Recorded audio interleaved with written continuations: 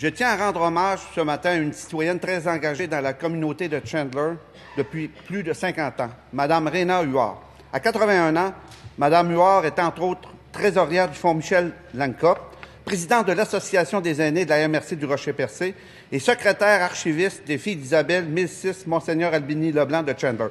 D'abord maîtresse d'école de rang, Mme Huard a également travaillé dans le milieu de la santé. Empathique et dévouée, elle a le cœur sur la main. Chaque mercredi, elle signe les chèques du Fonds Michel Langcop Inc., qui vient en aide aux personnes atteintes du cancer dans la MRC du Rocher-Percé. Elle est également responsable des cartes de membres. Madame Huard, comme députée de Bonaventure, c'est un honneur d'avoir une citoyenne comme vous dans notre circonscription. Votre engagement sans limite pour vos citoyens est impressionnant. Bravo et merci beaucoup.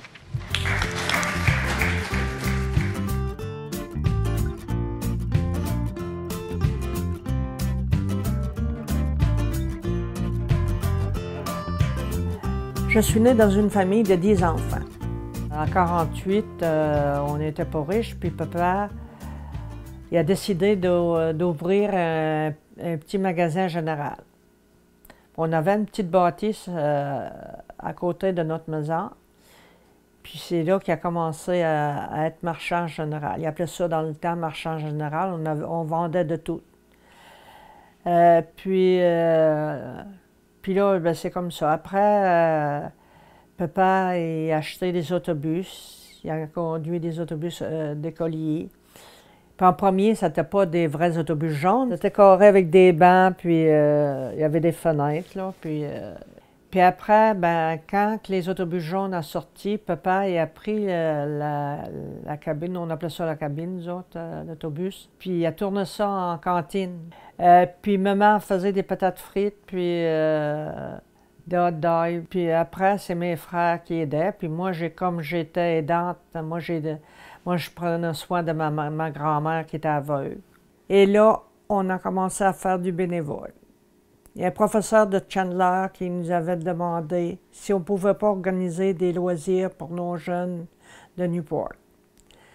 Ça fait qu'on n'avait pas de terrain. On a rencontré M. le curé, puis on lui a demandé, on s'était informé à qui appartenait le terrain qui se trouvait en arrière de l'école. Puis il nous avait dit que c'était à la fabrique. Ça fait qu'on est allé voir M. le curé. Il dit qu'il faut qu'on appelle Monseigneur parce que dans ce temps-là, c'était l'évêché de Gaspé qui prenait les responsabilités. Là, ils nous ont loué le terrain 99 ans pour $1. Bien, après, ça nous prenait de l'argent. Ça fait que on est allé rencontrer le comité des loisirs, puis on les a dit « Pourquoi vous ne demandez pas un permis de bingo? » Là, on a fait un terrain de jeu. On a acheté des balançoires, toutes sortes de choses pour que les jeunes s'amusent. Après, on a fait un terrain de balle. Après ça, on a dit on va s'occuper des filles. On a organisé les Mirabelles de Newport.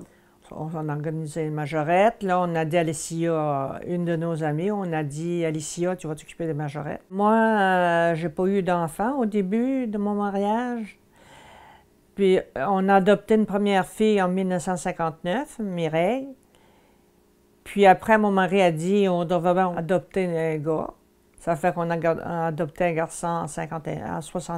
Puis c'est ça qui nous motivait là, à faire les sports, à tout organiser, là, parce qu'on avait 2 enfants, puis pour les aimait tant. On a travaillé pour avoir un gymnase, toujours avec mon groupe de femmes.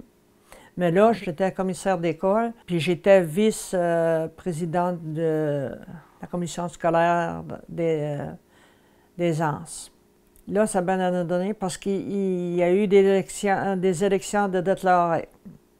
Puis c'est comme ça qu'on a eu le gymnase assez vite. Parce que les élections ont débuté, puis comme ça, après, on a eu... Ben après, c'était la bibliothèque. C'est tout qui se rattachait à l'éducation. En 1994, quand la Bolduc, ils ont fêté la Bolduc à Newport, il y a eu l'ouverture officielle de la belle bâtisse. Je travaillais au bureau de poste, puis là, on a eu la journée du thème de Mme Bolduc. Puis il fallait qu'on étampe 12 000 enveloppes. Il y a quelqu'un qui avait acheté pour 12 000 enveloppes. Ça fait avec une gang de mes amis des bureaux de poste alentour, on avait étampé 12 000 timbres dans la journée. On a commencé le matin à 9 h, on a fini à minuit. Mes amis, je vous assure que le temps est bien dur. Il ne faut pas se décourager. Ça va bien vite commencer. Madame Travers, moi je ne l'ai pas connue, mais mon mari l'a connue. Parce que c'était d'une petite parenté avec mon mari. Puis dans ce temps-là, il n'y avait pas d'auto. Puis quand elle descendait de Montréal, elle allait sur M. Lambert, parce que mon mari c'était un Lambert. Puis M. Lambert restait voisin de la gare. Puis quand elle descendait de Montréal, elle allait sur M. Lambert. On l'attendait turluté. On a toujours eu sa musique à la maison. On était fiers parce qu'elle venait de Newport. Puis c'était une auteure, compositeur, interprète. Puis elle venait tous les étés à Newport. Parce que ses parents vivaient encore, c'est une madame Cyr. Mais il l'a toujours appelée Madame Bolduc parce que c'est le nom de son mari. Parce qu'elle, c'était une traverse. Puis moi, j'aimais toujours organiser quelque chose. C'était mon plaisir, ça. Comme ma mère, ma grand-mère avait déjà été aveugle. Puis mon père est venu aveugle à 50 ans. Ben Mira, je m'ai beaucoup occupée de Mira. Ben j'ai reçu la médaille du lieutenant-gouverneur en 2010. C'était Pierre Duchesne qui était le 28e lieutenant-gouverneur du Québec. Ça, c'était pour l'ensemble de mon bénévole à Newport. Quelque chose qui m'a ému encore le plus, c'est quand j'ai reçu Jean de Cœur de Desjardins. Ça, Jean de Cœur, c'est une de mes amies aussi qui travaillait avec moi au Fort Michelin Cup. Ça, c'est pour le Fort Michelin Cup. Puis moi, le Fort Michelin Cup, là, de 8 ans, là,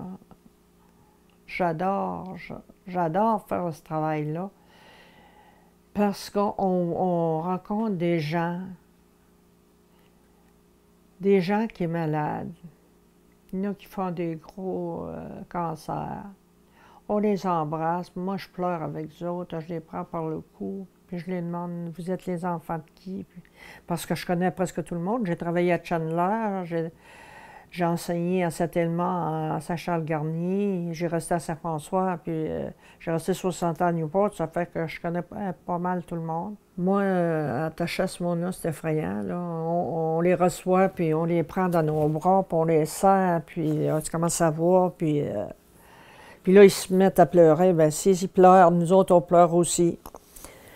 On les console, puis on dit que ça va bien aller. Puis, il y en a beaucoup comme ça.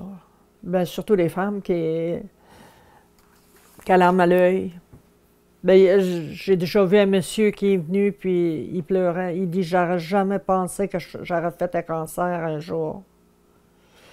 C'est pour ça. J'ai dit, on pense jamais à ça. Mais j'ai dit, moi, là, cet hiver, j'aurais jamais pensé à ça, que j'aurais fait un cancer. J'en ai fait un.